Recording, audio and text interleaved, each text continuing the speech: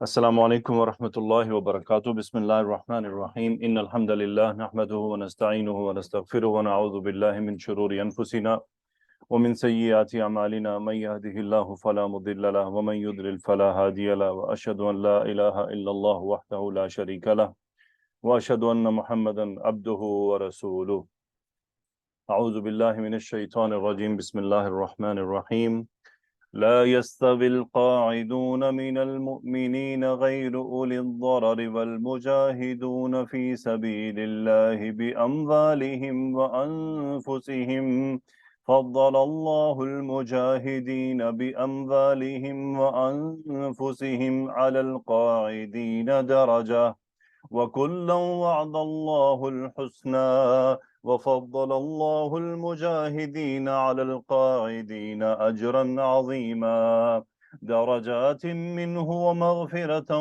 ورحمة وكان الله غفورا رحيما۔ جی تو الحمدللہ یہ آیات سورۃ النساء کی ہیں جس میں اللہ سبحانہ و تعالی نے مومنوں میں سے جو لوگ گھروں میں بیٹھے ہوتے ہیں یا اس کے علاوہ ہی بیٹھے ہوتے ہیں اور وہ اللہ تعالیٰ کی راہ میں جہاد میں شامل نہیں ہوتے مال کے حوالے سے یا اپنی جانوں کے حوالے سے، تو ان کے بارے میں اللہ نے کیا فرمایا کہ ان پر اللہ تعالیٰ نے ان لوگوں کو، ان مجاہدین کو، ان اللہ کی راہ میں جہاد کرنے والوں کو، چاہے وہ مال سے کریں یا اپنی جانوں کے ذریعے کریں، بیٹھے ہوں پر ایک درجہ فضیلت دی ہے، اور ہر ایک کے ساتھ اللہ تعالیٰ نے جنت کا وعدہ کیا ہے، اور اللہ تعالیٰ نے مجاہدین کو بیٹھے ہوں پر ایک اجر بھی زیادہ بڑھا دیا ہے۔ اللہ تعالیٰ کی طرف سے تمام درجات ہے، مغفرت ہے، رحمت ہے، اور یقیناً اللہ سبحانہ و تعالیٰ بہت معاف کرنے والا اور رحم کرنے والا ہے۔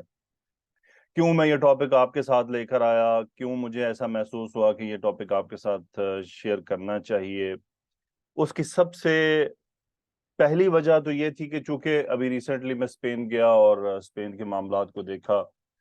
اسپین کو عربک میں اندلس کہتے ہیں، تو وہی عربک کا اندلس اردو میں بھی کہا جاتا ہے، کوئی اندلس کہتا ہے، کوئی اندلس کہتا ہے، کوئی اندلوشیا کہتے ہیں، تو بہرحال اصل اندلس ہے، اور یہ عرب نے نام دیا تھا اسپین کو۔ یہ اسپین کا اپنا نام اسپین بھی نہیں تھا، بلکہ اس کا نام آئیبیریا تھا، آئیبیرین ریجن تھا یہ۔ کیوں میں یہ آپ سے شیئر کر رہا ہوں کہ مجھے کامنٹس آئے بہت سے، اور بہت سے اسٹوڈنٹس نے پوچھا، بہت سے اسٹوڈنٹس نے بتایا کہ وہ تو اس بارے میں بالکل بھی نہیں جانتی ہیں کہ کیا اسپین بھی کبھی مسلم کنٹری تھا، کیا اسپین بھی کبھی مسلمانوں کے، کیونکہ اسپین ایک یورپ کا ملک ہے اور ایک بہت ترقی یافتہ ملک ہے اور ویل ڈیولپڈ ملک ہے، تو لوگوں کے لیے یہ قبول کرنا تھوڑا مشکل ہوتا ہے جنہوں نے کبھی اسٹڈی نہیں کی یا جن کے سامنے کبھی یہ باتیں نہیں آئیں۔ تو مسجد قرطبہ کا بھی نہیں معلوم تھا اسی طرح، کیونکہ وہ تو ان کا سائن ہے، یعنی وہ تو سمبل ہے مسجد قرطبہ۔ آج بھی اسپین کا نام لے تو مسجد قرطبہ تو کفار کو بھی پتا ہے کہ یہ ان کا ایک سمبل ہے۔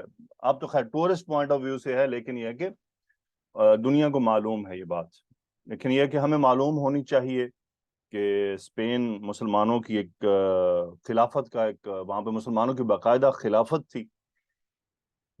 پوری تاریخ تو کبھی بھی 30-35 منٹ میں نہیں لائی جا سکتی اسپین کی، جو کچھ وہاں ہوا، جو کچھ جیسے وہ کھویا گیا، اس سب کو تو سمونا 30 منٹ میں مشکل ہے، البتہ ہمیں ایک آئیڈیا ہو سکتا ہے۔ اچھا، یہ باتیں جاننا کیوں ضروری ہیں؟ ہو سکتا ہے کوئی یہ سمجھے کہ میرے لیے یہ جاننا ضروری نہیں ہے، لیکن میں آپ کو بتاتا چلوں، کل بھی میں نے اپنی اعراب القرآن کلاس میں یہ بات ڈسکس کی تھی کہ اپنی مجد کو، اپنی شان کو، اپنی عظمت کو جو ہماری رہی ہے، اس کو جاننا بہت ضروری ہے۔ اگر ہمیں اپنی مجد، اپنی شان، اپنی عظمت معلوم ہو کہ ہم کیا تھے، تو ہم دنیا میں جہاں بھی ہوں گے ہم کانفیڈنٹلی چلیں گے۔ کیونکہ جیسے آپ کو میں نے مسجد قرطبہ کی جو نظم شیئر کی، پتہ نہیں آپ میں سے کتنوں نے سنی، کتنوں نے نہیں سنی، اگر نہیں سنی تو ضرور سنیں۔ اس میں علامہ اقبال نے پوری اس میں بات یہی کی ہے کہ یہ سلسلہ شب و روز نقش گر حادثات، کہ یہ روز کا جو یہ روزانہ کے جو دن رات گزر رہے ہیں، یہ نقش کر رہے ہیں، واقعات کو جنم دے رہا ہے یہ زمانہ، واقعات کو جنم دے رہے ہیں یہ دن اور رات۔ اس کا مطلب یہ ہے کہ اتار چڑھاؤ ہے، کبھی کچھ آئے گا، کبھی کچھ کھو جائے گا۔ ہم اپنی زندگی کو دیکھیں تو ہماری زندگی بھی ایسی ہی ہے۔ کبھی ہمیں کچھ حاصل ہو جاتا ہے، کبھی کھو جاتا ہے، روزانہ کچھ نہ کچھ ہماری زندگی میں ڈفرنٹ ہو رہا ہوتا ہے اگر ہم آبزرو کریں تو، اگر نہ آبزرو کریں تو زندگی چلے جا رہی ہے. لیکن ہمیں یہ پتہ ہونا چاہیے as a Muslim, especially as a practising Muslim اور ایز اے اسٹرائیونگ مسلم، کہ الحمدللہ ہم کچھ تھے. دیکھیں جو تو پریکٹسنگ نہیں ہے نا، ان کو تو اس سے کوئی پرواہ ہی نہیں ہے، ان کو تو اس سے کوئی پرواہ نہیں ہم کیا تھے یا کیا نہیں ہے، کیونکہ وہ آلریڈی کفار کے رنگ کو قبول کر چکے ہیں. تو جب ہمیں اپنی شان پتہ ہونا کہ ہم مسلمان کیا تھے، تو ہم کبھی بھی کفار یا غیروں کے رنگ میں خود کو نہیں ڈھالیں گے. ہم ہمیشہ اپنا رنگ برقرار رکھیں گے کیونکہ ہمیں اپنی شان پتہ ہوگی. تو مسئلہ یہ بن چکا آج کی اس امت کو، آج کی اس امت میں وہ پرانی اپنی عظمت معلوم ہی نہیں ہے کہ ہم کیا تھے. میں آج آپ کو نقشہ دکھاؤں گا، آپ کو اندازہ ہوگا کہ مسلمانوں کی عظمت کیا تھی. اس وقت بھی رومن امپائر موجود تھا، اس وقت بھی پرشین امپائر تھے. تو ان کے ساتھ کیا ہوا تھا؟ پلیز ہینڈ کوئی ریز نہ کرے، آپ سے درخواست ہے. تو اللہ سبحانہ و تعالیٰ نے مسلمانوں کے عظمت عطا فرمائی، ایک ترقی عطا فرمائی. اس عظمت کے اس عظمت کو آپ کو بتانا جو ہے مقصود ہے کہ ہم پہچانیں. جب ہم پہچانیں گے تو ہمارے اندر ایک اعتماد پیدا ہوگا، ایک کانفیڈنس پیدا ہوگا. تو اس کانفیڈنس کو حاصل کرنے کے لیے ہمیں تاریخ ضرور جاننی چاہیے.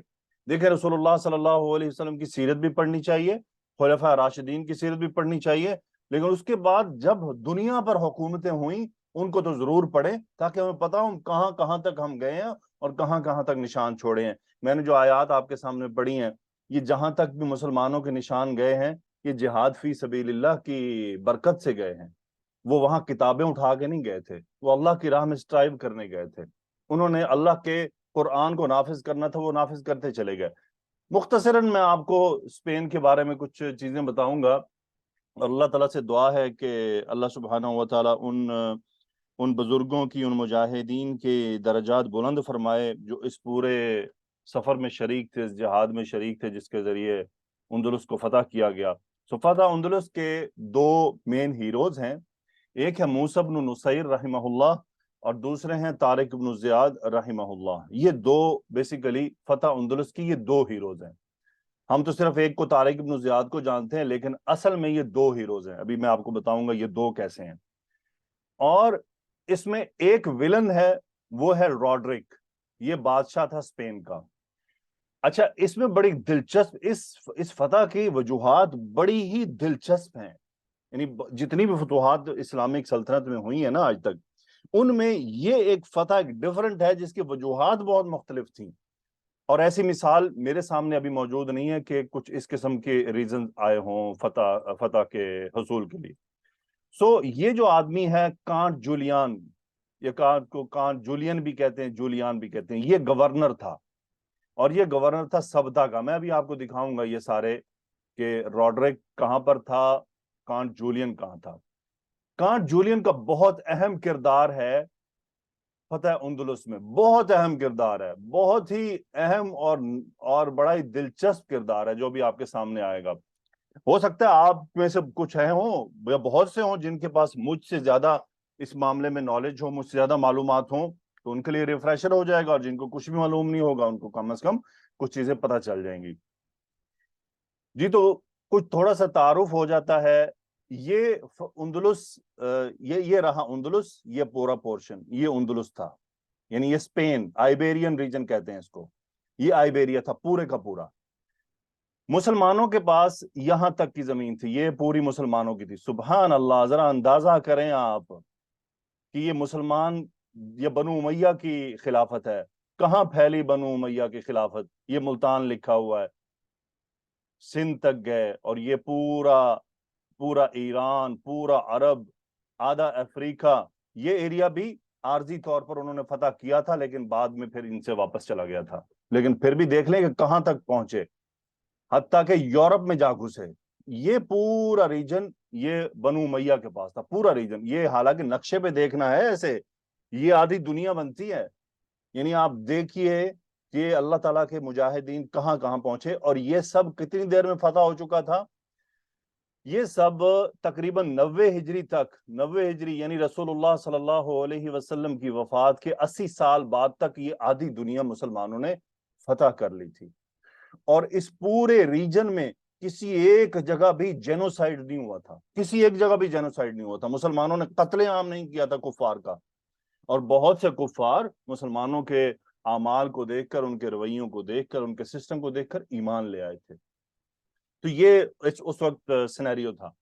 اس جگہ تھا اسپین، اور یہ بیچ میں ایک یہاں پر سمندر پڑتا ہے جسے مضیق کہتے ہیں، یعنی ایک تنگ راستہ ہے، دو سمندروں کو ملاتا ہے۔ اب تھوڑا سا آگے بڑھتے ہیں۔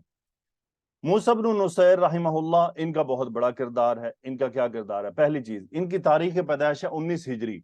19 ہجری یعنی یہ سیدنا عمر رضی اللہ تعالیٰ عنہ کے خلافت کے دوران پیدا ہوئے، اور کفر مصری الجلیل، فلسطین جو آج اسرائیل کے زمین پر ہے، یہ الجلیل علاقہ، اس میں ان کی پیدائش ہوئی۔ وفات ان کی ہوئی ہے 97 ہجری میں وادی القریٰ الحجاز میں۔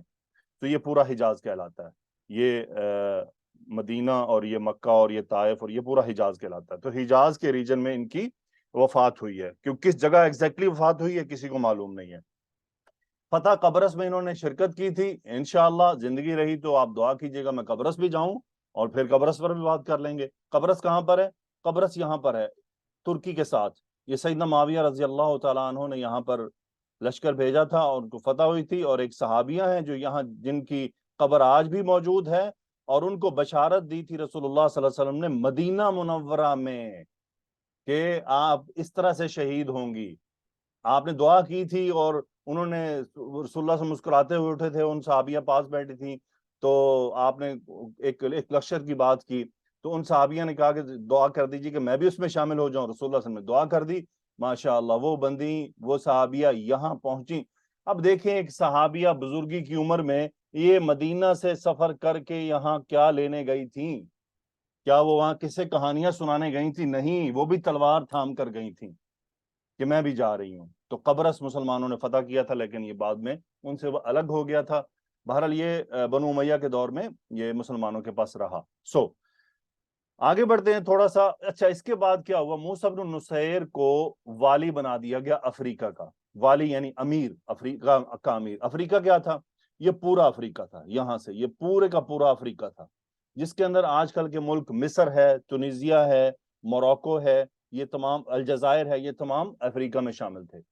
اور یہ القیروان دارالخلافہ تھا افریقہ کا اس وقت، اور امیر صاحب موسیٰ بن نصیر یہاں پر بیٹھتے تھے، یہاں ان کا یعنی جو دارالامارہ وہ اس جگہ پر تھا۔ اب تھوڑا مزید آگے بڑھتے ہیں، طارق ابن زیاد کا تعارف ہو جائے۔ طارق ابن زیاد رحمہ اللہ، تاریخ پیدائش ہے ان کی 50 ہجری، اور موروکو میں پیدا ہوئے ہیں۔ یہ کہاں پیدا ہوئے ہیں کسی کو معلوم نہیں ہے۔ وفات ان کی 101 ہجری میں ہے، دمشق میں ہوئی ہے۔ کب، کہاں ہوئی ہے، کہاں مدفون ہے، اس کے بارے میں بھی جو ہے نا متفرق معاملات ہیں۔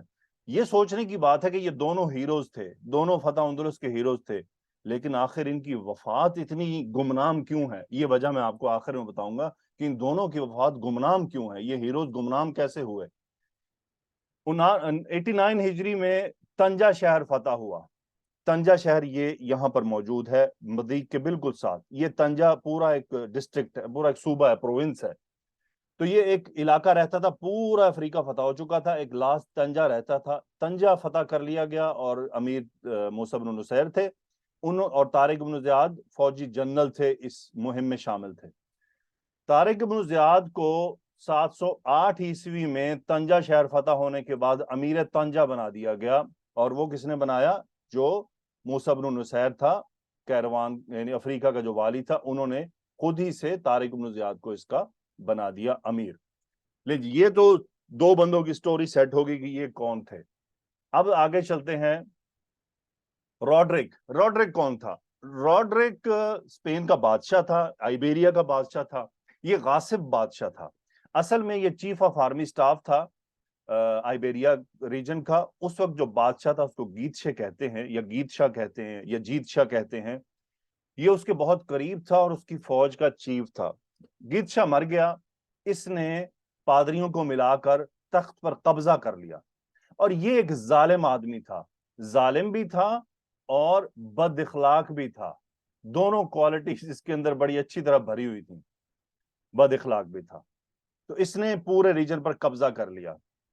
پورے ریجن میں یا تو عیسائی بستے تھے یا یہودی بستے. دوسرا آدمی جو ہے کانٹ جولین جس کی ہم بات کر رہے ہیں، اسپین کا ایک علاقہ یہاں پر ہے، اس کو سیوتا کہتے ہیں آج کی لینگویج میں، اور سبتا عربی زبان میں کہا جاتا ہے. یہ ایک چھوٹا سا علاقہ ہے، آج بھی یہ اسپین کا حصہ ہے، آج بھی یہ پارٹ آف اسپین ہے. اس کا گورنر تھا کانٹ جولین. اچھا، اب ہوا کیا، ان کا مسئلہ کیا بنا؟ تھوڑا سا مزید میں نے آپ کو ایک ویڈیو بھیجی تھی ٹولیڈو سٹی. یہ ہے ٹولیڈو سٹی، سینٹر میں آلموسٹ اسپین کے، اور ٹولیڈو سٹی میں اس کا محل تھا روڈرک کا، اور اس محل میں کانٹ جولین کی بیٹی رہتی تھی تربیت کے لیے. کانٹ جولین کی بیٹی رہتی تھی اس محل میں تربیت کے لیے. روڈرک اس کا بادشاہ تھا. اچھا، روڈرک کی بادشاہت کو اس پورے ریجن نے تقریباً قبول نہیں کیا تھا، انہوں نے تھوڑی سی بغاوت کر دی تھی. بہرحال روڈرک نے کانٹ جولین کی بیٹی کا ریپ کر دیا. بیٹی نے اپنے باپ کو، گورنر کو، سبتا میں خط لکھا، لیٹر بھیجا. یہاں پہ اس نے خط بھیجا اور اس کے اندر پوری سٹوری سنا دی کہ میرے ساتھ یہ کیا گیا.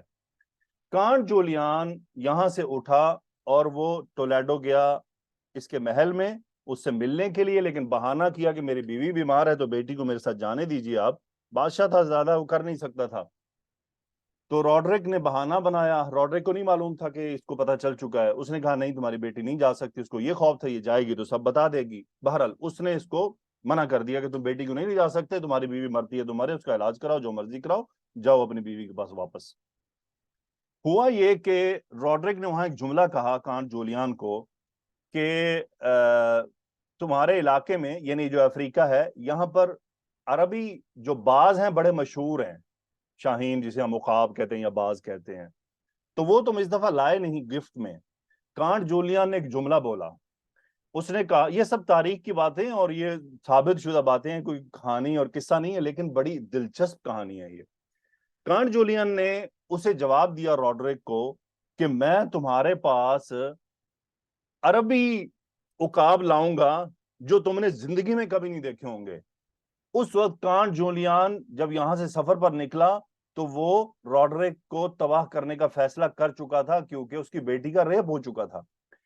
کانٹ جولین نے یہ جو بات کی نا کہ میں عربی باز ایسے لاؤں گا کہ تم نے زندگی میں نہیں دیکھے ہوگے، اس کے ذہن میں طارق ابن زیاد اور موسیٰ ابن نصیر تھے. طارق اور موسیٰ، یہ دو آدمی اس کے ذہن میں تھے، جس کو وہ ذہن میں رکھ کے کہہ رہا تھا کہ میں ایسے باز لاؤں گا کہ تینوں لگ پتہ جانا ہے. بہرحال نتیجتاً اچھا ہوا کیا، اسی دوران روڈرک کو اپنے علاقوں کو کنٹرول کرنے کے لیے ٹولیڈو سے نکلنا پڑا. یہ یہاں جنگ کے لیے آ گیا، اور یہ ایک شہر ہے لیون. اس خبیث آدمی نے لیون پورا شہر جلا ڈالا تھا، یعنی اپنے عیسائیوں پر ہی ظلم کرتا تھا. دیکھیے یہ بات سمجھیے کہ مسلمان جب اسپین میں داخل ہوئے تو اسپین میں رہنے والوں نے مسلمانوں کو آخر قبول کیسے کر لیا اتنی جلدی؟ اس کی یہی وجہ بنی کہ اس وقت جو عیسائی اسپین میں رہ رہے تھے وہ آلریڈی ظلم کا شکار تھے اسی روڈرک کا. تو جب کوئی ظلم کا شکار ہوتا ہے نا تو اس کا جو بھی مدد کرنے آئے گا وہ اس کو قبول کر لے گا، چاہے وہ ہو سکتا ہے مذہب مختلف ہو، وطن مختلف ہو. اسی لیے ظلم بہت خطرناک ہے.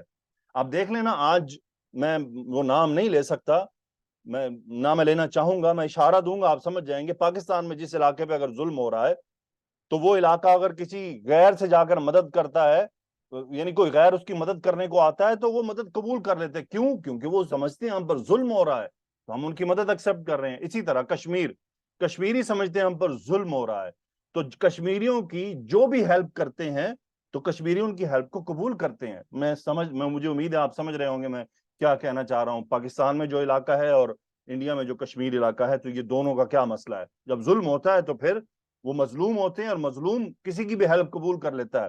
اسی لیے ہم بلا وجہ ٹوٹ پڑتے ہیں، غدار ہیں غدار ہیں. ارے بھائی غدار بنے کیسے ہیں؟ اس پر ہم کام نہیں کرتے ہیں کہ یہ غدار کیسے ہو گئے. بلا چپ کر کے کوئی بیٹھا بیٹھا تو غدار نہیں بن جاتا نا. اس کا مطلب کوئی ایسے ریزنز پیدا ہوتے ہیں جن کا سدباب نہ کیا جائے تو بغاوت ہو جاتی ہے. تو پھر ہم ان پر غدار کے فتوے بھی ٹھوکتے ہیں. تو ہمیں سمجھنا چاہیے کہ ان کے ساتھ زیادتی ہو رہی ہے، ان کے ساتھ ظلم ہو رہا ہے، اس ظلم کا کچھ علاج ہوگا. یہ دیکھیے یہاں سیم سٹوری ہوئی کہ روڈرک نے اپنے ملک والوں پر ظلم شروع کیا، حتیٰ کہ یہاں اس نے یہ شہر پورا جلا دیا تھا غصے میں آ کر لوگوں سمیت گھروں سمیت جلا ڈالا تھا۔ اب جب یہ روڈرک یہاں پر چلا گیا پوری جنگیں لڑنے، تو کانٹ جولیان نے اپنا کام شروع کر دیا، یہ وہاں سے واپس لوٹ آیا، اور واپس لوٹ کے فوراً امیڈیٹلی اس نے طارق بن زیاد کو طنجہ میں ملاقات کی دعوت دی۔ حالانکہ طارق بن زیاد سبتہ پر حملہ کا ارادہ کر چکا تھا کہ میں نے سبتہ پر جو ہے نا حملہ کرنا ہے، لیکن وہ ابھی طنجہ کے حالات کو درست کر رہے تھے۔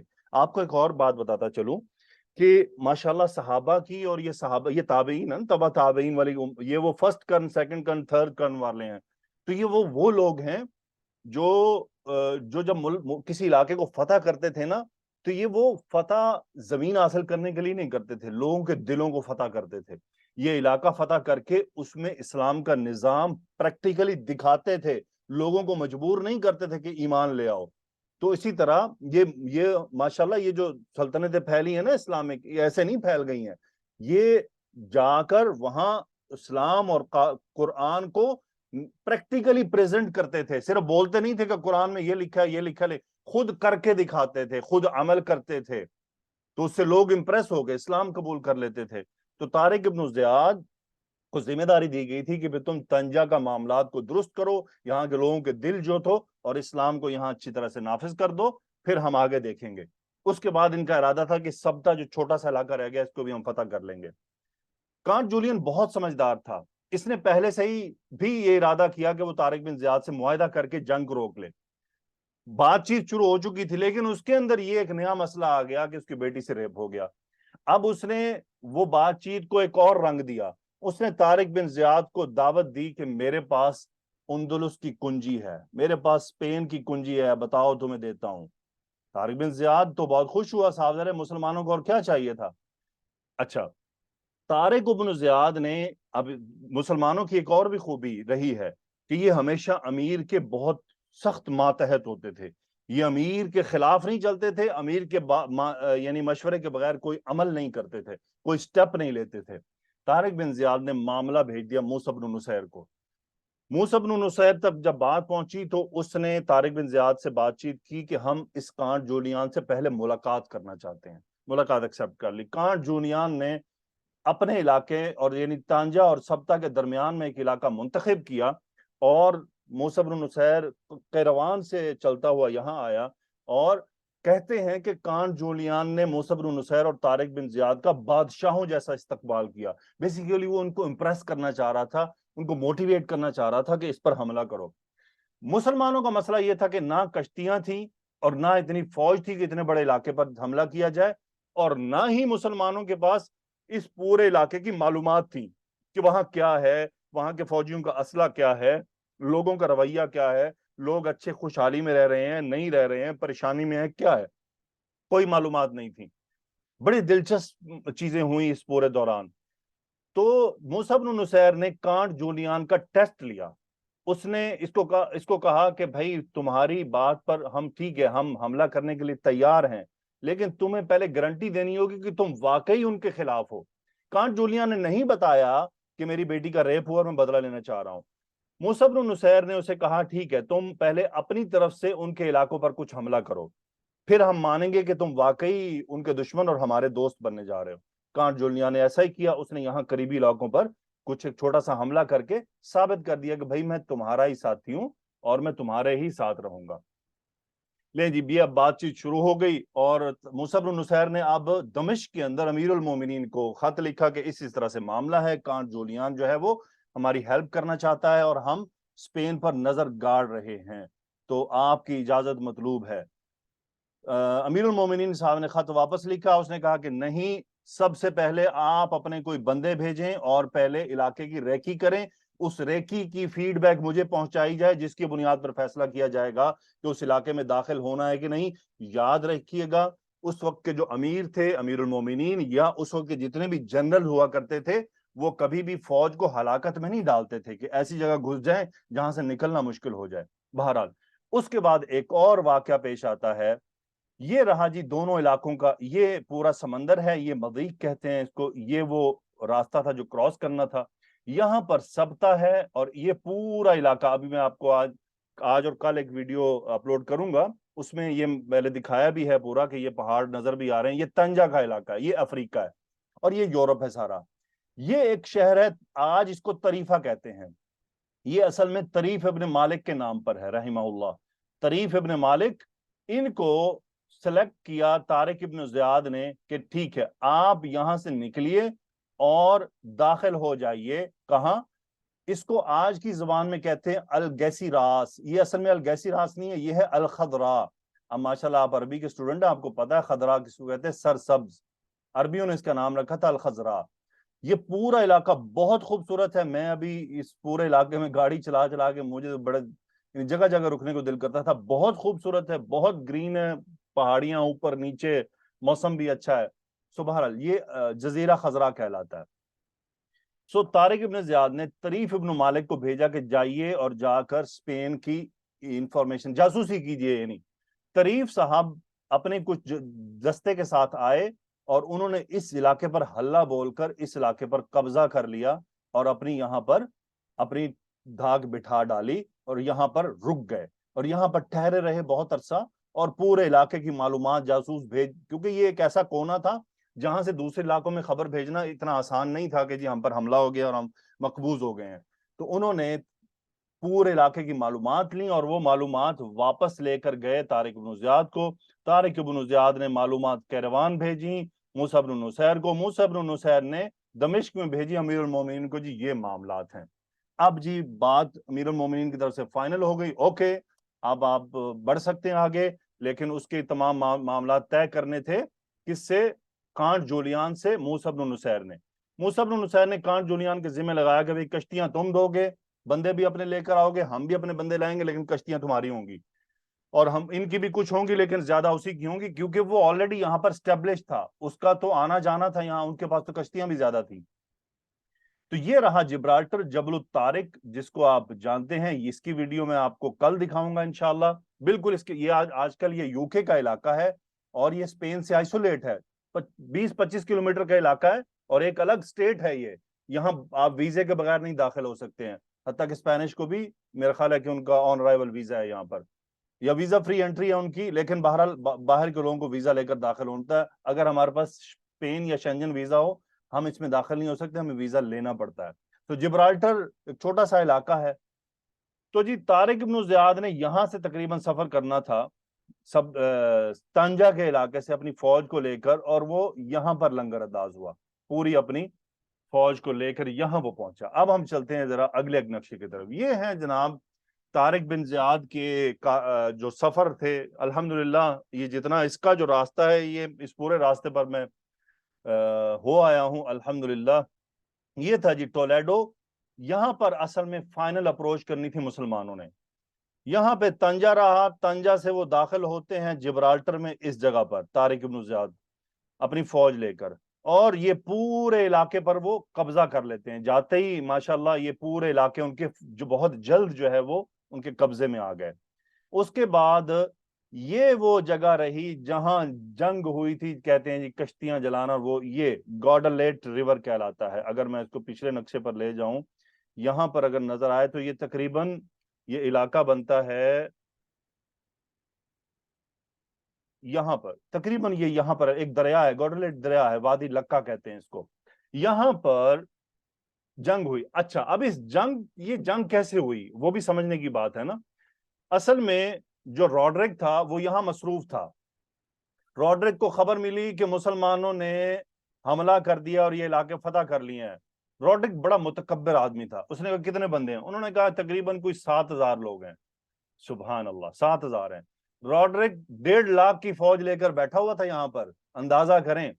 روڈرک کا 7,000, بس وہ اپنے 10,000 بندے بھیجو اور ان کو رسیاں باندھ کر میرے پاس لے کر آؤ یہاں پر اس علاقے میں. انہوں نے کہا ٹھیک ہے جی جاتے ہیں. وہ جو 10,000 گئے وہ مارے کھا کے بوتھے بنا کر واپس پہنچ گیا. اس نے کہا کیا ہوا؟ انہوں نے کہا جی انہوں نے تو ہمارا بھرکس نکال دیا. اب روڈرک کو آیا غصہ, اس نے اپنا یہ سارا علاقہ چھوڑا. اس نے کہا اس کو بعد میں دیکھیں گے, پہلے مسلمانوں کو پتہ کرتے ہیں. وہ جناب یہاں سے چلا اور ادھر سے چلتا چلتا چلتا یہاں آ پہنچا. 1.5 لاکھ کی فوج تھی اس کی, کہتے ہیں 1.5 لاکھ یا 1 لاکھ, اس کے بیچ میں نمبر تھا. مسلمانوں کی تعداد کتنی تھی یاد کیجئے, صرف 7,000. مسلمانوں کو پتا چلا جی روڈرک صاحب 1.5 لاکھ بندے لے کر آ رہا ہے. طارق بن زیاد نے خط لکھا موسیٰ بن نصیر کو کہ جی یہ مسئلہ پیش آ گیا ہے. موسیٰ بن نصیر نے کہا کوئی بات نہیں، 5,000 بندے میں بھیج رہا ہوں. یعنی دیکھیں 1.5 لاکھ کے بندے میں 12,000 بندے، 5 اور بھیجے گئے، بندے ہو گئے جناب تقریباً کہتے ہیں کہ 12,000 مجاہدین فی سبیل اللہ، اللہ تعالیٰ ان کی درجات بلند فرمائے، یہاں پر اکٹھے ہو گئے. وادی لکہ کہتے ہیں تو یہاں پر. اور یہ 1.5 لاکھ کا بپھرا ہوا لشکر لے کر آ رہا تھا بہت غصے میں. جب یہاں یہ اس کو خبر ملی کہ وہ 12,000 ہے، وہ بہت اکڑ میں تھا کہ 12,000 1.5 لاکھ کا مقابلہ ہی کیا ہے، وہ تو میں تو کھا جاؤں گا ان کو جا کر. وادی لکہ میں 3 دن لڑائی ہوئی، 3 دن تک یہاں پر جنگ چلتی رہی. اب ذرا ہم ڈیٹس کو بھی دیکھ لیتے ہیں. تو طارق بن زیاد 711 میں داخل ہوا، 711 عیسوی میں اسپین میں، اور 713 یا 14 میں ٹولیڈو فتح کر لیا 2 سالوں کے بعد. یعنی یہ پورا سفر 2-3 سالوں پر محیط تھا. بہرحال ہوا یہ کہ یہاں پر وادی لکہ کہلاتی ہے، یہاں پر جنگ ہوئی اور 3-4 دن جنگ چلتی رہی. وہ جو 1.5 لاکھ کے لوگ تھے، اصل میں مسلمانوں نے سلیکٹ کیا ایک تنگ جگہ کو نا، 2 پہاڑوں کے بیچ کی جگہ کو. سبحان اللہ، طارق بن زیاد عقل مند جنرل تھا. 2 پہاڑوں کے درمیان کی جگہ کو اس لیے سلیکٹ کیا کہ ہماری تعداد تو ہے ہی کم اور یہ 1.5 لاکھ ہے. اب 1.5 لاکھ یہاں پھنس تھوڑی سکتا ہے، ایسے تو جنگ نہیں ہوتی نا، جنگ کے لیے کھلا میدان چاہیے. تو مسلمانوں نے بڑا ٹیکنیکلی ان کو یہاں پھنسا لیا. تو 12,000 کا مقابلہ تھا 1.5 لاکھ سے. طارق بن زیاد نے ایک اور کام کیا، اس نے کہا کہ بھائی مشورہ کیا. اچھا یاد رہے کانٹ جولیان بالکل ساتھ ساتھ رہا، اس نے چھوڑا نہیں تھا، اس نے دوستی بڑی پکی نبھائی تھی. تو وہ یہاں تو کانٹ جولیان سے اور اپنے جنرل سے طارق بن زیاد نے مشورہ کیا کہ کشتیوں کو جلا دیا جائے. اچھا کشتیاں جلانے کی ضرورت کیوں پیش آئی؟ یاد رہے کشتیاں جلانے کی جو پہلی وجہ تھی مسلمانوں کی، سب سے جو پہلی ریزن تھی وہ یہ تھی کہ یہ بادشاہ 1.5 لاکھ کا لشکر لے کر آ رہا ہے اور غصے میں ہے اور ہے بھی بد اخلاق اور بدتمیز.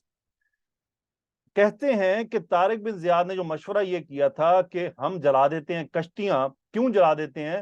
کہ اگر یہ 1.5 لاکھ کا لشکر ہمیں روند گیا، یعنی اگر ہم شکست کھا گئے، تو روڈرک یہاں رکے گا نہیں بلکہ وہ طنجہ میں داخل ہو جائے گا. سمجھنے کی بات ہے، یہ انتہائی امپورٹنٹ پوائنٹ تھا. طارق بن زیاد نے کیوں کشتیاں جلائی تھیں؟ کہ ہمیں روند کر اگر یہ طنجہ میں داخل ہو گیا تو یہ ہمارے مسلمان بھائیوں پر ظلم کے پہاڑ توڑ ڈالے گا، کیونکہ وہ انتہائی غصے میں آ رہا ہے کہ ہم نے اس کو بہت بار مات دے دی ہے. اور اس کے ہوتا ہے ایسا بڑی فوج، جیسے ابھی دیکھیں اسرائیلیوں نے کیا کیا، چند مجاہدین نے حملہ کیا، دیکھیں اسرائیل نے غصے میں کیا ریاکشن دیا ہے. 14,000 بندے شہید ہوں گے، اللہ ان کی شہادت قبول فرمائے. تو یہ جو متکبر لوگ ہوتے ہیں وہ ایسا ہی کرتے ہیں. تو سیم وہ کیس تھا کہ طارق بن زیاد نے کشتیاں جلانا بہتر سمجھا کہ نہ کشتیاں ہوں گی نہ روڈرک، کیونکہ روڈرک کشتیاں تو لے کر نہیں آ رہا تھا، نہ کشتیاں ہوں گی نہ اس کو آگے بڑھنے کا موقع ملے گا. یہ پہلا پوائنٹ تھا. دوسرا کہ مسلمانوں کو پتہ چل جائے گا بھائی ہمارے پاس فرار کا راستہ نہیں ہے، یہی فائنل ہے، یہی ہوگا جو ہوگا، یا تو زندگی ہے یا پھر موت ہے، یا وکٹری ہے یا لاس ہے. اور جب انسان کے جان پر بن جائے اور اس کو پتا ہو کہ میرے پیچھے اب اور کچھ نہیں ہے تو مجھے کرنا ہی کرنا ہے، تو پھر وہ اور ہمت پکڑ لیتا ہے اور جان لڑاتا ہے.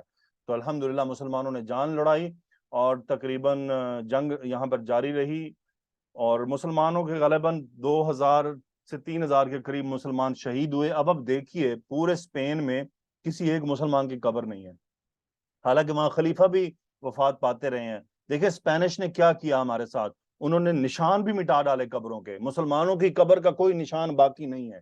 حالانکہ خلفاء کی قبریں وہاں تھیں، سب انہوں نے ملیا میٹ کر دی، پتہ ہی نہیں. حتیٰ کہ یہ جو وادی لکہ کی جنگ ہے اس کا بھی نشان انہوں نے نہیں چھوڑا کہ یہ کہاں ہوئی تھی. طارق بن زیاد نے جب یہ جنگ جیت لی، اور کہتے ہیں کہ روڈرک جو ہے وہ جنگ سے یعنی وہ مارا نہیں گیا تھا بلکہ بھاگ گیا تھا، اور وہ کہیں گارے میں پھنس گیا تھا اور وہ پاگل ہو گیا تھا اور وہ مر گیا تھا. اب طارق بن زیاد یہاں سے نکلا، اس نے وہ رونڈا میں گیا. یہ بھی میں نے رونڈا کی آپ کو پیچھے ویڈیو بھیجی ہیں. یہاں رونڈا کو اس نے پہلے فتح کیا. فتح یہ ہوتا تھا کہ اب جو کہ وہ بادشاہ فرار اختیار کر چکا، وہ جو 1.5 لاکھ کی فوج تھی اس میں بھی بہت لوگ مارے گئے, 25-30 ہزار یا 10 ہزار کے لوگ نمبرز میں اوپر نیچے ہو سکتا ہے, لیکن وہ پوری فوج بھاگ گئی, فرار اختیار کر گئی, جنرل بھی بھاگ گئے, گورنر بھی بھاگ گئے. تو طارق بن زیاد جس طرف بڑھتا وہ علاقے وہ عیسائی حوالے کرتے آتے کہ بھائی اتنی بڑی فوج کو انہوں نے لتاڑ دیا ہے تو ہم کیا ہیں, تو وہ خود ہی جھک جاتے تھے. طارق بن زیاد اس کے بعد اسیجا علاقے میں گیا, یہ بھی الحمدللہ میں اس کے بالکل قریب سے گزرا ہوں اور وہی ٹرن سے میں نے یہ رونڈا کی طرف سفر کیا تھا. تو اسیجا جا کر طارق بن زیاد نے کیا کیا کہ اپنی فوجوں کو تقسیم کیا. اس نے ایک لشکر بھیجا قرطبہ, ایک بھیجا غرناطہ, ایک بھیجا ملاقہ اور ایک بھیجا, بس یہ 3 اس نے لشکر تقسیم کیے اور خود اس نے سفر شروع کر دیا جائن کا. جائن بھی الحمدللہ گیا ہوں, جائن میں ایک قلعہ تھا وہ دیکھا ہے, اس کی ویڈیو بھی آپ کے سامنے آئے گی. تو جائن سے ہوتے ہوئے وہ فائنلی اس کی جو ڈیسٹینیشن تھی وہ ٹولیڈو تھی, اور اس ٹولیڈو تک موٹیویٹ کرنے والا اس کو کانٹ جولین بھی تھا, وہ ساتھ ساتھ رہا. دیکھیں اس نے دوستی بڑی اچھی نبھائی. کہتے ہیں وہ خود مسلمان نہیں ہوا تھا, لیکن اس کی جو بیٹی تھی فلورنڈا کہلائی جاتی ہے, کہا جاتا ہے کہ وہ مسلمان ہو گئی تھی, اور یہ کہا جاتا ہے کہ کانٹ جولین کی اگلی نسل میں لوگ مسلمان رہے اور اس میں کچھ علماء بھی بنے, لیکن اس کو اسلام کی توفیق حاصل نہ ہوئی. سو کانٹ جولیان نے ہی بیسیکلی ٹولیڈو میں جا کر تولیتلا جس کو آج کل کہتے ہیں عربی میں, اس کے دروازے دکھائے کہ یہ دروازہ ہے جہاں سے آپ نے اس شہر میں داخل ہو کر اس پر قبضہ کر کے اپنی دھاک بٹھانی ہے. یہاں ایک اور واقعہ پیش آتا ہے, وہ واقعہ جہاں سے پھر تاریخ دانوں نے نا موسیٰ بن نصیر کے بارے میں غلط معاملات طے کیے, حالانکہ وہ غلط ہے, ایسا نہیں تھا, معاملہ کچھ اور تھا. طارق بن زیاد کا یہاں سے آگے موو کرنے کا یہ سارا ڈیسیجن اپنا ذاتی تھا, ٹولیڈو تک آنے کا, جبکہ موسیٰ بن نصیر نے اسے کہا تھا کہ تم جب داخل ہو جاؤ تو داخلی علاقوں پر قبضہ کر کے وہاں پر اپنی حکومت قائم کرو, معاملات کو استحکام دو, فوج کو آرام دو, آگے ہم بعد میں بڑھیں گے. جبکہ طارق بن زیاد نے اپنا ذاتی ڈیسیجن لیا کہ میں آگے بڑھتا ہوں. اس کا ڈیسیجن بالکل ٹھیک اس طرح سے تھا کہ فوجیں بکھری تھیں وہ 1.5 لاکھ کی, انہوں نے واپس اکٹھے بھی ہونا تھا. تو مسلمانوں کو یعنی اگر وہ واپس اکٹھے ہو جاتے تو پھر تازہ دم ہو کے آ جاتے تو پھر ایک نئی بڑی لڑائی شروع ہو جاتی. تو ایک ہاری ہوئی فوج جب بھاگ رہی ہوتی ہے تو اس کو مارنا زیادہ, اس کو تو ختم کر دینا چاہیے نا. یہ دیکھیں المدوار لکھا ہوا جو میں نے آپ کو ابھی گزشتہ ویڈیوز میں دکھایا تھا, یہ المدوار کا علاقہ, یہاں پر قلعہ بنایا تھا مسلمانوں نے. اس کے بعد کیا ہوا کہ موسیٰ بن نصیر تک یہ بات پہنچی, وہ غصے میں آ گیا. موسیٰ بن نصیر نے غصہ کیا کہ طارق نے میری بات نہیں مانی اور امیر کی خلاف ورزی کی ہے. اس نے خط لکھ دیا دمشق میں امیر المومنین کو کہ طارق بن زیاد نے میری بات نہیں مانی اور اس نے اپنی مرضی کی ہے. وہاں جو امیر المومنین صاحب بیٹھے ہوئے تھے ان کو غلط فہمی ہو گئی کہ یہ دونوں آپس میں لڑ پڑے ہیں, انہوں نے ایک نیا جو ہے نا وہاں معاملہ شروع کر دیا. بہرحال اب موسیٰ بن نصیر کو خطرہ یہ تھا کہ طارق بن زیاد ٹولیڈو فتح تو کر لے گا لیکن یہاں پھنس جائے گا. وہ جو فوجیں بکھری ہیں وہ واپس اکٹھے ہو کر طارق بن زیاد کو چاروں طرف سے گھیر کے مسلمانوں کو بہت مشکل میں ڈال سکتی ہیں. بہت جلدی میں موسیٰ بن نصیر نے فیصلہ کیا کہ وہ نکلے گا. دیکھ لیجئے 711 12 13 تقریباً 13 یا 12 میں ٹولیڈو فتح کیا طارق نے. موسیٰ بن نصیر اپنا سفر شروع کرتا ہے 712 میں. کیوں اس کو یہ خطرہ ہوا؟ دیکھیں موسیٰ بن نصیر کا کتنا ٹیکنیکل سفر تھا. اس نے اپنے بیٹے کو, ایک وہ تھا اور ایک اس کا بیٹا اس کا تھا عبدالعزیز. ستم ظریفی ہے مسلمانوں کے آپسی اختلافات کی کہ اس بیٹے کو قتل کروایا گیا تھا امیر المومنین کی طرف سے بعد میں. اللہ اکبر, کیسی مسلمان حکومتیں بھی رہی ہیں, دیکھیں اپنے ہی ہیرو کو قتل کروا دیا تھا. وہ خیر الگ اسباب تھے. موسیٰ بن نصیر یہاں سے بڑھا اور اپنے بیٹے کو اس نے ساتھ لے کر یہاں سے موو کروایا. اپنے بیٹے کو کہا کہ یہ سارے علاقے فتح کر لو, یہ سارے, اور خود اس نے یہ سفر شروع کیا تاکہ مسلمانوں کو گھیر نہ پائے کوئی. اور یہاں سے وہ چلتا چلتا چلتا فائنلی وہ ٹولیڈو آ پہنچا اور طارق بن زیاد سے ملا. کہتے ہیں کہ طارق بن زیاد پہ اس نے کافی ناراضگی کا اظہار کیا کہ یہ تم نے میرے بغیر کیا, لیکن طارق بن زیاد نے اس کو کنونس کر لیا کہ بھائی حالات بتا دیا کہ یہ حالات تھے, میرے پاس کوئی آپشن نہیں تھا. پھر موسیٰ بن نصیر کہتے ہیں کہ اس کی بات پر راضی ہو گیا تھا کہ ٹھیک ہے تمہاری جو فیصلہ تھا وہ بالکل ٹھیک تھا, اسی لیے تو تمہیں ہم جنرل کہتے ہیں. یہاں سے طارق بن زیاد اور موسیٰ بن نصیر دونوں اکٹھے ہو کر نکلے, مل کر. یہ لکھی ہو نا طارق اینڈ موسیٰ کمپین، دونوں اکٹھے ہو کر، دیکھیں سبحان اللہ کیسے بادشاہ، کیسے اللہ کے مجاہدین تھے، کیسے یہ یعنی انہوں نے، ان کے لیے دنیا کی زندگی نہیں تھی، وہ اللہ کے لیے کر رہے تھے اسلام کو نافذ کرنے کے لیے وہ. اور یہ کیوں انہوں نے اتنے جلدی جلدی فیصلے کیے؟ چونکہ یاد رہے یہ آئیبیریا میں جو جب فوج 1.5 لاکھ کی منتشر ہوئی تھی تو اس میں شہزادے بھی تھے، اس میں جنرلز بھی تھے، مسلمانوں کو خطرہ تھا کہیں جا کر دوبارہ اکٹھے نہ ہو جائیں. بہرحال یہاں سے جناب طارق بن زیاد موسیٰ نے سفر شروع کیا، اور یہ دیکھیں یہ فرانس کی باؤنڈری تک آ پہنچے. یہاں تک انہوں نے یہ پورے کا پورا علاقہ اس سمیٹ ڈالا، یہ پورا علاقہ انہوں نے قبضہ کر لیا، اور یہ پورا تو مسلمانوں کے اندر آ چکا تھا پہلے ہی یہاں سے اس کے بیٹے کی وجہ سے. تو مسلمانوں نے امیڈیٹ پہلے یہ سویلا اشبیلیا کہتے ہیں اس کو دارالخلافہ بنایا تھا، اس کے بعد قرطبہ بنایا تھا، سب سے پہلا ٹولیڈو تھا، ٹولیڈو سے فوراً یہ اشبیلیا کی طرف چلے گئے تھے. بہرحال یہ پورا علاقہ انہوں نے فتح کر لیا. اب ہوا کیا؟ آخر طارق بن زیاد اور موسیٰ بن نصیر کہاں غائب ہو گئے ایک دم 714 کے بعد؟ اصل میں ہوا یہ کہ جب طارق بن زیاد اور موسیٰ بن نصیر یہاں پر بیزی تھے اپنے جہاد میں یہاں پر، اور ابھی یہاں معاملات پکے نہیں ہوئے تھے، ابھی یہاں عمارتیں قائم کرنی تھیں. امیر المومنین صاحب کا دونوں کو خط آیا کہ جی آپ دونوں دمشق تشریف لے آئیں، کیونکہ آپ دونوں کے اختلافات ہیں، ذرا آپ کو واپس دمشق بلایا جا رہا ہے. دیکھیں کتنے وہ اطاعت گزار تھے امیر کے، دونوں نے اپنی کمپین چھوڑی، دونوں اکٹھے سفر کرتے ہوئے واپس دمشق گئے.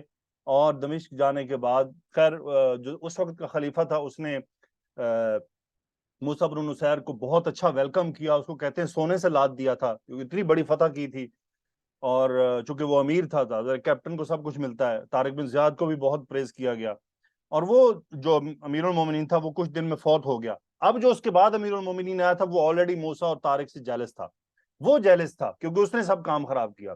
اس نے آتے ہی موسیٰ اور طارق دونوں کو معزول کر دیا، نہ آپ والی ہیں نہ آپ کسی جنگ میں حصہ لیں گے، آپ دمشق کے اندر اب محصور ہیں، آپ پہ پابندی ہے کہ آپ دمشق نہیں چھوڑ سکتے. دیکھیں مسلمانوں نے مسلمان ہیرو کے ساتھ کیا کیا. اصل میں اس امیر کو خطرہ یہ ہو گیا تھا اتنی بڑی ریاست مسلمانوں کے پاس آ گئی اور موسیٰ اس کا امیر ہے، کہیں یہ ہمارے خلاف نہ کھڑا ہو جائے. اس نے اپنی طرف سے ایک الگ سیاست سوچی، اس کو شیطان نے جو راستہ دکھایا. اب جناب طارق بن زیاد اور موسیٰ بن نصیر دونوں نے دمشق میں زندگی گزاری. موسیٰ بن نصیر نے امیر المومنین سے پرمیشن مانگی کہ مجھے حج کرنے کی اجازت دی جائے کہ میں دمشق سے جا سکوں. وہ جب حج کرنے کے لیے نکلا ہے تو کہتے ہیں اسی سفر میں وہ فوت ہو گیا، اور بہت غم میں تھا. خیر وہ بوڑھا بھی ہو چکا تھا، اور کہتے ہیں کہ طارق بن زیاد دیوانہ ہو گیا تھا، دیوانوں کی طرح گلیوں میں پھرتا تھا، اور کوئی کنفرم رپورٹ نہیں اس کی وفات کیسے ہوئی. اس کی قبر کو بھی کوئی ایگزیکٹلی فائنلی کوئی نہیں بتا سکتا کہ اس کی قبر کہاں ہے. تو اللہ تعالیٰ ان دونوں پر رحم فرمائے، ان کی درجات بلند فرمائے کہ انہوں نے مسلمانوں کو کتنا بڑا تحفہ دیا تھا. اب فال کے اوپر تو بات کرنا بہت لمبی سٹوری ہے. To cut the story short, اصل میں جب یہ علاقے جس میں امیر صاحب نے دونوں کو بلا لیا تھا یہ ابھی مستحکم نہیں ہوئے تھے، ہوا یہ کہ وہ جو عیسائی بھاگے تھے 1.5 لاکھ کے، ان میں سے جو بادشاہ جو شہزادے تھے یا جو جنرل تھے وہ یہاں کٹھے ہونا شروع ہو گئے مختلف علاقوں میں، اور یہاں انہوں نے اپنی چھوٹی چھوٹی ریاستیں بنا کر اپنا نظام قائم کر لیا. اور مسلمان تقریباً 713 سے لے کر 780 تک تقریباً یہاں لڑتے رہے، اس پورے علاقے میں 70 سال آپس میں لڑتے رہے. اس کی خیر اس کی الگ وجوہات ہیں، نیا علاقہ تھا اسٹیبلش، کیونکہ مسئلہ یہ ہوا تھا اس علاقے میں شامی مسلمان بھی آ گئے تھے، مصری بھی آ گئے تھے، اور افریقی بھی آ گئے تھے، بربری بھی آ گئے تھے. سب کی طبیعتیں مختلف تھیں، اور اسپینش تو موجود ہی تھے جو یہاں کے لوکل تھے، تو سب کی طبیعتیں مختلف تھیں، اور طبیعتیں ایڈجسٹ نہیں ہو پا رہی تھی مسلمانوں کی. لیکن یاد رہے اس پورے عرصے میں عیسائی اور یہودی بڑے پرامن طریقے سے رہے مسلمانوں کے انڈر. مسلمان صرف آپس میں لڑتے رہے، انہوں نے کفار کو کچھ نہیں کہا. پھر 780 میں عبد الرحمن الداخل جب بنو امیہ کی حکومت ختم ہوئی تو وہ آتا ہے اور وہ حکومت سنبھالتا ہے، قرطبہ کو دارالخلافہ بناتا ہے. وہی ہے جس نے مسجد قرطبہ کی 780 میں بنائے جانے کی باغ ڈور رکھی تھی. اور وہاں پر کہتے ہیں ایک چرچ تھا، چرچ کو 2 حصوں میں تقسیم کیا گیا تھا کہ ایک مسجد ہوگی ایک چرچ رہے گا. پھر کہتے ہیں کچھ عرصے کے بعد اس کی ضرورت پڑی اس کو وسیع کرنے کی، چونکہ وہ بنو امیہ سے تعلق رکھتا تھا تو بنو امیہ نے اموی مسجد بنوائی ہے دمشق میں، بہت خوبصورت ہے وہ بھی، اور وہ ریسمبلنس رکھتی ہے مسجد قرطبہ سے. تو اس نے حکم دیا کہ مسجد قرطبہ کو بالکل اس کے تقریباً قریب قریب بنایا جائے. سو اسی ڈیزائن پر اس کو بنانے کی تعمیرات کا آغاز ہوا، اور پھر وہ ایک مسئلہ پیش آ گیا کہ جی چرچ اب شامل کرنا ہے کیونکہ مسجد چھوٹی بڑھ گئی، آبادی بہت ہو گئی. یاد رہے 780-82 میں کہتے ہیں کہ قرطبہ کی آبادی 2 لاکھ کے قریب تھی مسلمانوں کی. 2 لاکھ کی آبادی اس وقت، 2 لاکھ بہت بڑی آبادی ہے آج سے 1400-1500 سال پہلے، کیونکہ اس وقت قرطبہ بے شک مسلمان آپس میں لڑتے رہے، یاد رہے ترقی چلتی رہی، جو ترقی کی کام تھے وہ ساتھ ساتھ چل رہے تھے، وہ لڑائیوں نے روک نہیں دیے تھے. ہمارے تو آج کل آپس میں لڑ پڑے تو ایک دوسرے کی ترقیاں روک دیتے ہیں. ان کی خوبی یہ تھی کہ انہوں نے ترقیاتی کام نہیں روکے تھے، چاہے وہ تعلیمی تھا، چاہے وہ سائنسی تھا، چاہے وہ ٹیکنالوجی کا تھا، چاہے وہ معیشت کا تھا، جو بھی تھا وہ اپنی جگہ برقرار رہا. صرف حکومتیں بدلتی رہیں، کبھی وہ آ رہا ہے، کبھی وہ آ رہا ہے، کبھی اس کی جماعت حاوی ہوگی، کبھی وہ لڑ پڑے آپس میں. سو 780 میں جا کر حالات مستحکم ہوئے، اور پھر دیکھیں 780 اور ٹولیڈو تقریباً 1000 یا 1100 کے قریب جا کے نا یہ ان سے چھن گیا. 400 سال بعد جو پہلا جھٹکا مسلمانوں کو لگا وہ اس ٹولیڈو سٹی کا لگا. وہ کنہوں نے لگایا؟ وہ جو یہاں آباد ہوئے تھے، جن کو امیر المومنین صاحب نے موقع دے دیا آباد ہونے کا، انہوں نے حملہ کر کے ہلہ بول کے 400 سال بعد ٹولیڈو کو اپنے قبضے میں کر لیا. اس کے 300 سال بعد انہوں نے قرطبہ کو قبضے میں کر لیا، اور اس کے بعد فائنلی انہوں نے مزید 300 سال لگا کے گرناتا کو بھی سمیٹ لیا. قرطبہ کے بعد غرناطہ کا فال تقریباً 150-200 سال میں ہو گیا، اور پھر پورا اسپین مسلمانوں کے ہاتھوں سے نکل گیا.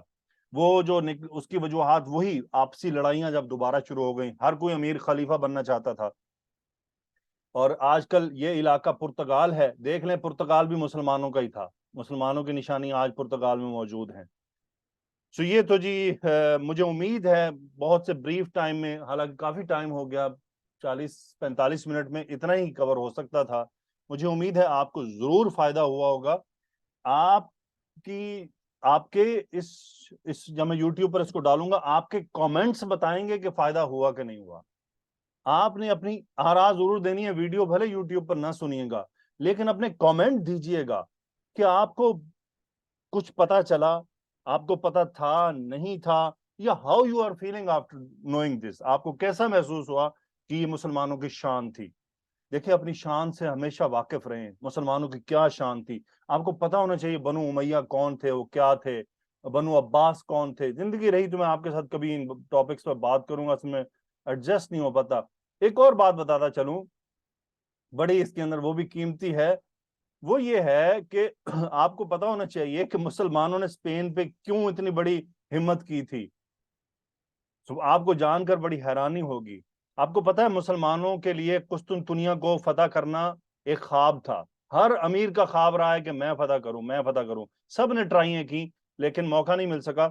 یہ دیکھیں یہاں سے یہ آئسولیٹ ہوتا تھا، یہ شام اور یہ ترکی کا علاقہ ہے. جب یہ علاقہ مسلمانوں کے پاس آیا تو مسلمانوں نے قسطنطنیہ پر یہاں سے بھی حملہ کیا، اور صحابہ کرام اس راستے سے حملہ کر چکے تھے جو امیر معاویہ رضی اللہ عنہ کے دور میں ہوا تھا. اور اس کے بعد مسلمان جو امیر رہے بنو امیہ کے، انہوں نے یہاں سے کوششیں کی، حملہ کی، لیکن قسطنطنیہ فتح نہیں ہوا. آپ کو بتاتا چلوں موسیٰ بن نصیر نے کہا تھا کہ اس نے کیوں اسپین پر حملے کی آفر قبول کر لی تھی. آپ حیران ہوں گے مسلمانوں کی اپروچ پر. آج ہے کوئی ایسی سوچ رکھنے والا؟ یہ سب پتہ نہیں کہاں کے یہ اٹھ کے آ گئے ہیں ہمارے حکمران. ان کی سوچ دیکھیں. اس نے اسپین پر حملہ قبول اس لیے کیا تھا، اس نے ارادہ کیا ہم پہلے اسپین فتح کریں گے، پھر فرانس فتح کریں گے، اور فرانس فتح کرتے کرتے کرتے بلغاریہ سے ہوتے ہوئے ادھر سے قسطنطنیہ کو پکڑیں گے. انہوں نے یہ ارادہ کیا تھا کہ یہ پورشن تو ہم کیپچر کر چکے ہیں، اور یہاں چونکہ قسطنطنیہ کے بالکل سمندر ہے اور سمندر کے پاس دیوار تھی، وہاں پہ حملہ کرنا آسان نہیں تھا. یہاں سے قسطنطنیہ کو فتح کرنا بالکل آسان نہیں تھا. تو وہی جو عثمانیوں نے بعد میں طریقہ اپنایا، وہی طریقہ موسیٰ بن نصیر کب اپنا رہا ہے؟ تقریباً 92-93 ہجری میں اس نے سوچ لیا. اس نے کہا کہ یہ پورا علاقہ مسلمانوں کے قبضے میں لا کر یہاں سے قسطنطنیہ کو جا کر پکڑتے ہیں. آپ دیکھیں ان لوگوں کی سوچ کیا تھی کہ، اور یاد رہے کہ ان کی سوچ یہ کبھی بھی نہیں تھی کہ ہم نے صرف زمین فتح کرنی ہے. ہمیشہ ان کا مشن ہوتا تھا زمین فتح کر کے اللہ کا نظام نافذ کرنا ہے، قرآن نافذ کرنا ہے، اللہ کا پیغام نافذ کرنا ہے، نبی کریم صلی اللہ علیہ وسلم کا طریقہ نافذ کرنا ہے، لوگوں کے دل جیتنے ہیں، پھر آگے بڑھنا ہے. اور الحمدللہ مسلمان اس وقت اپنے مشن میں کامیاب رہے، دل جیتتے رہے لوگوں کے. تو یہ ان کا ارادہ تھا کہ یہاں پر آ کر قسطنطنیہ کو پھر ادھر سے پکڑیں گے تو یہ ہمارے جلدی قابو آ جائے گا. اور اگر وہ امیر المومنین صاحب یہاں پر پنگا نہ ڈالتے نا دونوں کو واپس بلانے کا، تو وہ جس سپیڈ سے چل رہے تھے شاید 5-10 سال میں مسلمان یہاں تک پہنچ جاتے. لیکن ہمارے جو مسلمان ہیں وہ زیادہ جیلسی کا شکار جلدی ہو جاتے ہیں اور وہ اس بات سے گھبرا جاتے ہیں کوئی ہمارے خلاف نہ اٹھ کھڑا ہو. چلیں جی الحمدللہ میرا خیال ہے کہ اتنی لمبی بات آپ کے ساتھ ہو گئی. آپ کا بہت شکریہ، آپ نے بڑی تحمل سے سنا اور مجھے امید ہے کہ ایٹ لیسٹ میں آپ کو بریف انداز میں بتا پایا ہوں کہ کیا وجوہات بنی تھیں اس پر حملے کی. اب آگے آنے والی جو ویڈیوز ہوں گی وہ ہے غرناطہ کی ہوگی، اس میں طریفہ کی ہوگی، اس میں جبرالٹر کی ہوگی، اس میں جائنٹ سٹی کی ہوگی. تو آپ دیکھیے گا ان ویڈیوز پر بھی آپ کے کامنٹس بہت قیمتی اور بہت میرے لیے بڑا یعنی کانفیڈنس بوسٹنگ ہے. ضرور اپنے کامنٹس کے ساتھ میرا تعاون کیجیے. جزاکم اللہ خیرہ. اللہ سبحانہ و تعالیٰ سے دعا ہے کہ اللہ کی راہ میں جو لوگ شہید ہو گئے اللہ ان کی شہادت قبول فرمائے. اللہ تعالیٰ وہ تمام بزرگ، وہ تمام مجاہدین جو اللہ کی راہ میں شہید ہو چکے ان کی نسلوں کو کی بھی حفاظت فرمائے کہ انہوں نے اپنا خون اس اسلام کی سربلندی کے لیے دیا ہے. اللہ تعالیٰ فلسطین کے مظلوم مسلمان بھائیوں کی مدد فرمائے. ہمارے حکمرانوں کو غیرت طارق، غیرت موسیٰ عطا فرمائے کہ موسیٰ اور طارق کتنے غیرت مند تھے، کتنے بہادر تھے، کتنے جری تھے. آج کل کے یہ ٹیکنالوجی والی جنگل بھی ان کے سامنے کچھ نہیں ہے، جن کے پاس ٹیکنالوجی بھی ہے لیکن ان کے مقابلے میں کچھ نہیں ہے. تو اللہ تعالیٰ ہمارے جنرلوں کو بھی ہدایت عطا فرمائے، ان کو عقل سلیم عطا فرمائے کہ یہ اسلام کے لیے کچھ کریں. جزاکم اللہ خیرہ. سبحانک اللہم و بحمدک اشہد ان لا الہ الا انت استغفرک و اتوب الیک. اللہم صلی وسلم علی نبینا محمد. آمین یا رب العالمین. السلام علیکم ورحمۃ اللہ وبرکاتہ.